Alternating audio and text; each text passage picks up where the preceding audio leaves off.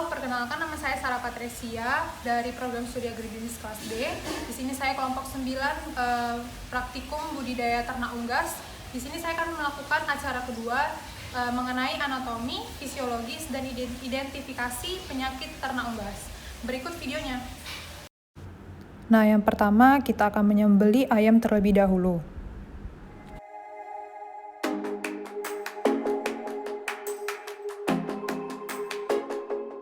Di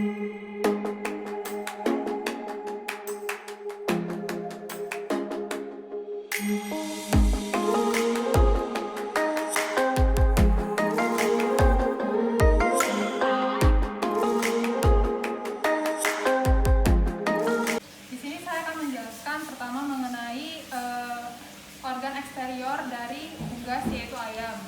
Nah, organ eksterior terdiri dari kepala, badan, dan juga kakinya. Nah, di kepala ini kita bisa melihat ada paru. Parunya itu untuk berguna untuk mencari makanan, untuk memakan makanan dan pakannya. Lalu ada hidung, mata, dan juga jenggernya.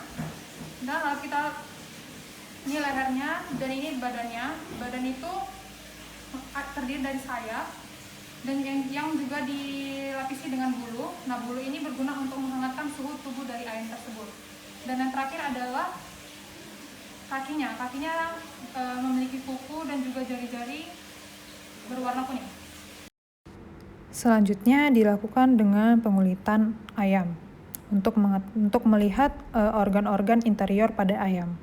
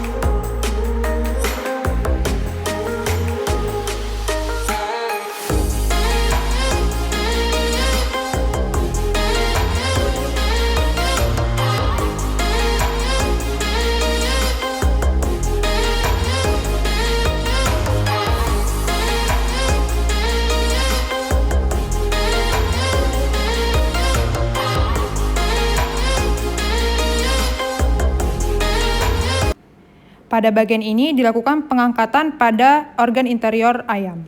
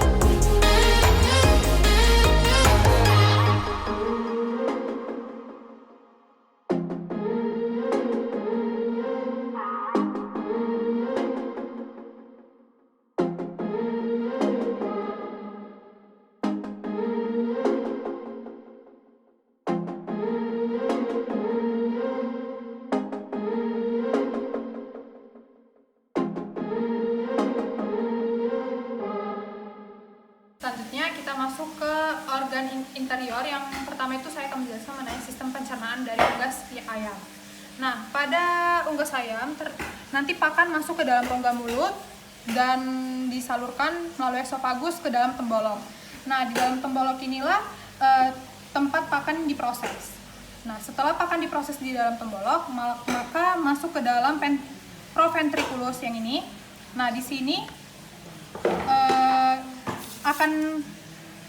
akan disekresikan hasil yang dari pakan tersebut berupa air dan sejumlah kecil asam.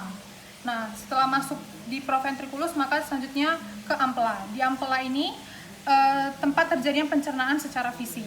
Setelah itu pakan dialirkan melalui usus halus sepanjang ini sampai sini.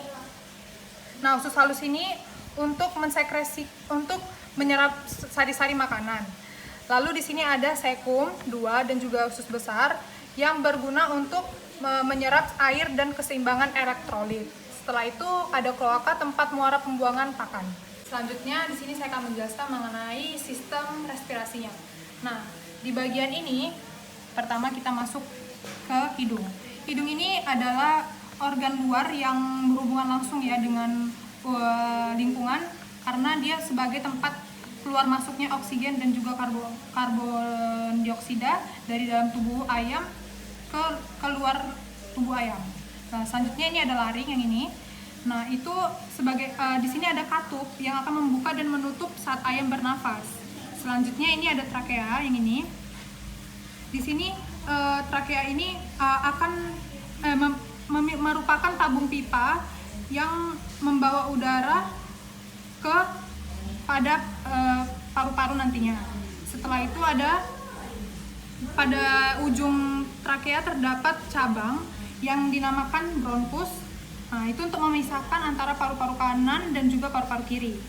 Selebihnya ada paru-paru.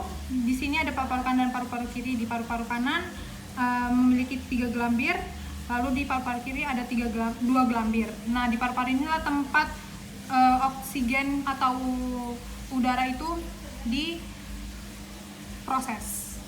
Selanjutnya saya akan menjelaskan mengenai sistem reproduksi pada unggas ayam, yaitu jantan. Nah, untuk yang jantan terdapat sepasang testis. Nah, testis ini tempat memproduksi sel sperma. Lalu di tengah-tengah ini yang putih berukuran kecil ada epididymis. Lalu ini adalah jalan saluran vas deferens, yaitu saluran sperma yang tempat reproduksi nanti. Lalu di belakang ada kloaka, tempat muara pembuangan sel sperma. Selanjutnya saya akan menjelaskan mengenai sistem ekskresi. Nah, di sistem ekskresi ini terdapat ginjal di kanan dan kiri yang berwarna merah. Di sini tempat urin diproses. Lalu urin akan disalurkan melalui saluran ureter. Lalu karena ayam tidak memiliki kantung urin, maka akan langsung disalurkan melalui kloaka. Nah, di dalam kloaka urin akan dikeluarkan oleh urodeum.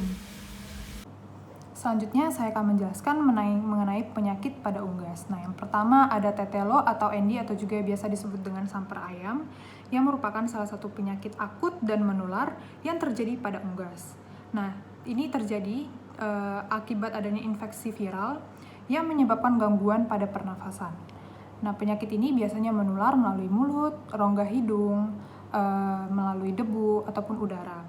Penanggulangan yang biasa dilakukan adalah dengan menjaga kebersihan kandang, pemberian vaksin, dan juga jika ada ayam yang terkena penyakit ini, maka harus dikarantina terlebih dahulu. Yang kedua ada snot. Snot biasanya muncul akibat adanya perubahan musim. Nah, dan juga dapat menyerang ayam pada semua usia. Penyakit ini dapat menular melalui kontak langsung dengan ayam yang sakit, lalu bisa melalui udara atau pendebu, bisa melalui pakan maupun peralatan yang digunakan. Pencegahannya bisa dicegah dengan menjaga kebersihan kandang, seperti menyemprot dengan disinfektan secara rutin, dan kandang juga harus dijaga supaya tetap kering. Nah, yang ketiga ada flu burung. Flu burung adalah penyakit yang disebabkan oleh virus influenza yang menyerang semua jenis unggas dan dapat menyebabkan kematian secara mendadak pada unggas yang terkena virus tersebut. Hal yang dapat dilakukan adalah menyemprot kandang dengan disinfektan secara rutin dan juga memisahkan unggas antara yang satu dengan yang lainnya untuk mencegah penularan yang lebih banyak.